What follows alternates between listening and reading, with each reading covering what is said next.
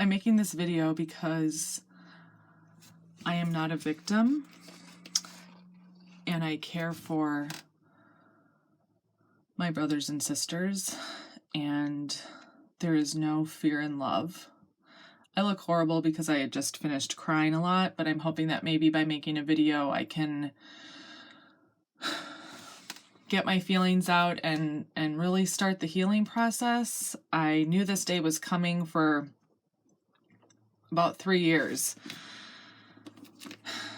It's kind of like watching a football game and you have the other team's play card, but you don't even consider the other team other. You consider them your brothers and sisters, but you know that rules trump relationships. So I just want to make this video for myself. I don't know if I'll post it. I look horrible, but this is the reality. This is what happens. So I haven't been to the Kingdom Hall for about a month, and I woke up this morning to a text message telling me that they were sorry I had left the truth and that they hope I find what I'm looking for. And, you know, it was a very kind text that person sent me. And so I was like, whoa. The person said that there was a marking talk. And apparently it was about me. Now, let me just say, I have not met with the elders. I was not informed that I'm marked. So that's how it works now.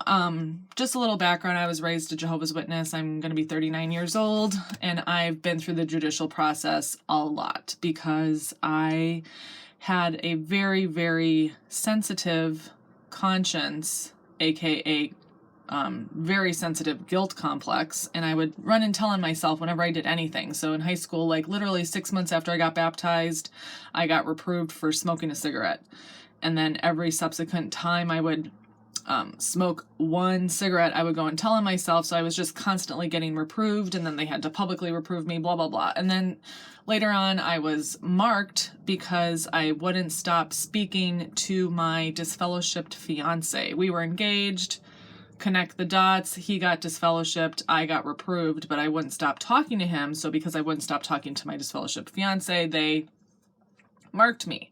The reason why I share all of this is because I remember when I was marked, we're talking like 15 years ago, they sat down with me and said, we've decided that you're marked, and so this means you cannot give comments, and you cannot associate with your brothers and sisters outside of the Kingdom Hall and field service. So in other words, you're not allowed to be invited to parties, all of that. Like, that's the restriction when you're marked.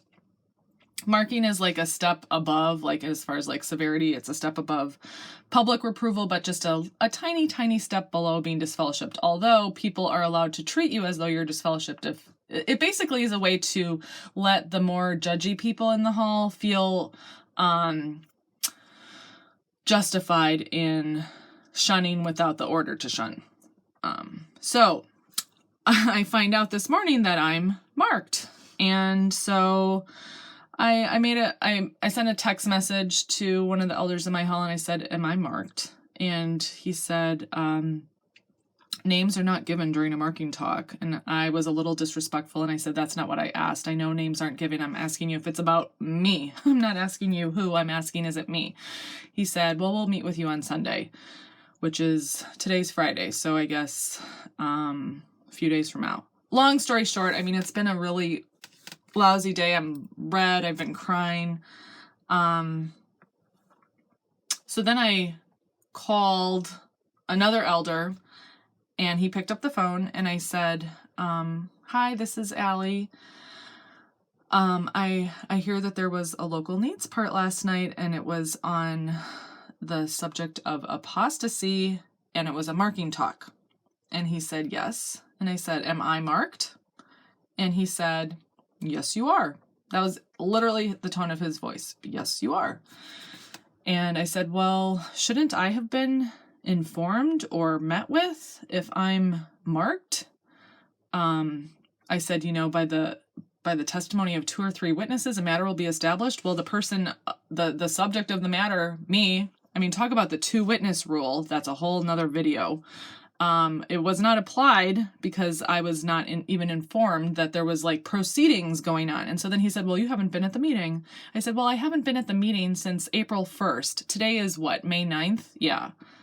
May 9th. Yes, May 9th, 2018. I haven't been at a Kingdom Hall meeting since April 1st. And I went on vacation in April. And everybody knew I was on vacation. So it's like, so then I said to him, oh, so, I became an apostate because I missed the meetings for a month. And so, I'm not going to rehash the whole phone conversation. And I think this is why they don't like to have phone conversations with you, because the elder who I asked via text was like, we'll meet with you.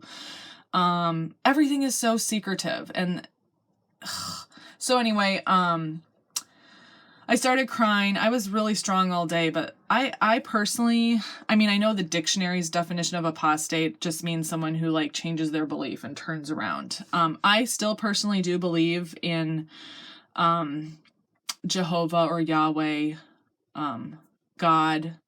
I certainly absolutely believe in Jesus Christ, and I'm proud of that. And there are, I'm not going to get into a whole theological conversation here. I'm just doing this to just say, like, this is today.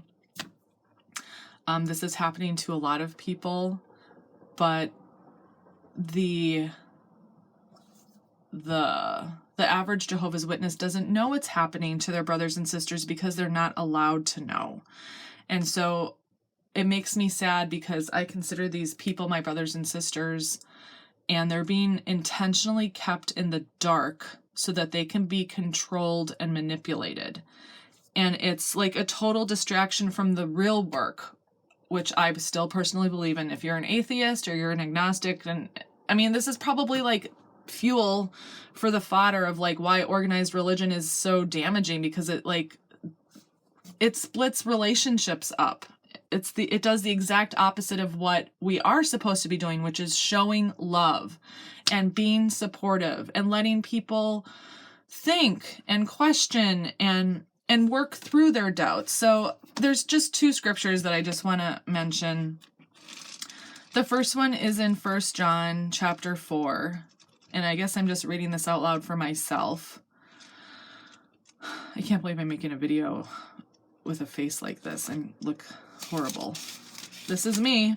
1 John, chapter 4. And I'm using the New World Translation. Use whatever Bible you want to use. Like, I don't care. Just whatever. Sorry, I'm really spacing out. 1 John 4.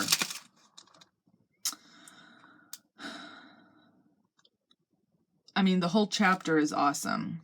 It starts off by saying, "Beloved ones, do not believe every inspired statement, but test the inspired statements to see whether they originate with God. For many false prophets have gone out into the world." I'm just reading the Bible here. Like, I tried to have a conversation with a Jehovah's Witness on Sunday. A woman who, we were best friends, and I asked if I could read a scripture, and she was like, no, like I had become the devil or something. And it was just like, whoa, she wouldn't even let me read the Bible. I wasn't even using my own words. 1 John 4 verse 7, "Beloved ones, let us continue loving one another, because love is from God, and everyone who loves has been born from God and knows God." Verse 12, "No one has seen God at any time. If we continue loving one another, God remains in us, and his love is made perfect in us." How is that loving to like give a talk where you make a whole congregation paranoid and suspicious of each other? You don't even give a name, like this is who you're supposed to mark, but rather it's like, this is a marking talk on apostasy versus loyally supporting Christ's brothers. 1 John 4 verse 15, read 1 John 4 if you feel like it. And the other scripture I just want to leave real quickly is Ezekiel, the 34th chapter. And this gives me a lot of comfort because I know we live in a really secular world, and like, I listen to people's thoughts on, atheism, and sometimes the way an atheist will talk about a Christian is like, we just believe in fairy tales. And I respect an atheist because you want more evidence. Sometimes I don't feel like the respect is reciprocated because you're just name calling us as like fairy tale believers, but whatever, whatever. I'm projecting because I don't want to be viewed as unintelligent, because I really esteem intelligence highly. Sorry, and I also have ADD, so I'm all over the place. So Ezekiel chapter 34, the word of Jehovah again came to me, saying, Son of man, prophesy against the shepherds of Israel. Prophesy and say to the shepherds, this is what the sovereign Lord Jehovah says, woe to the shepherds of Israel. Now, who were the shepherds of Israel in the time of Israel? What would they be called today? The elders. Woe to the elders who have been feeding themselves. Is it not the flock that the shepherds should feed? Like, did you care about me when you met and convened and declared me an apostate? Were you thinking about me? Were you thinking about what that type of slander would do to me and my family? Do you care about that? What if someone met behind your back, elder so-and-so, and I apologize for my tone of voice. I get really passionate and then people hear it as like me being angry. So let me calm down. How would you feel, elder so-and-so, if a group of men met behind your back and declared that you were an apostate and then told other people to view you as an apostate? It's hurtful.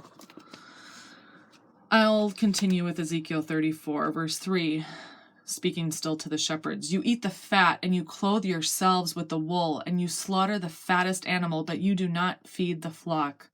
You have not strengthened the weak, or healed the sick, or bandaged the injured, or brought back the strays, or looked for the lost. Rather, you have ruled them with harshness and tyranny. So they were scattered because there was no shepherd. They were scattered and became food for every wild beast of the field. My sheep were straying on all the mountains and on every high hill. My sheep were scattered over all the surface of the earth, with no one searching for them or seeking to find them. I believe that is what we see today.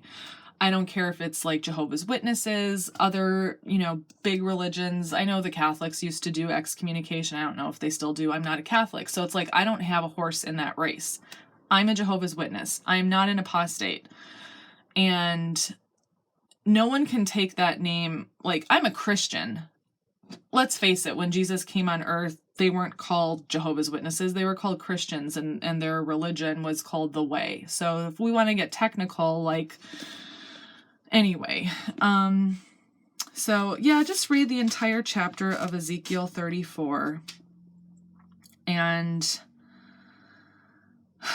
I'll just read verse 27 also. The trees of the field will yield their fruit, and the soil will give its produce, and they will dwell securely on the land. And they will have to know that I am Jehovah when I break their yoke bars and rescue them from those who enslaved them.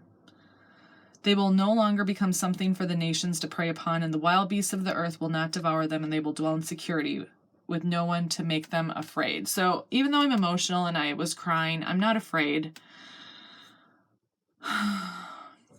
I'm not afraid because I am a child of God, and I see everybody as children of God. I love everybody. I even love these elders who are trying to destroy me because I know they're just doing what their handbook tells them to do, which is also available online. I suggest you read it. It's called Shepherd the Flock of God.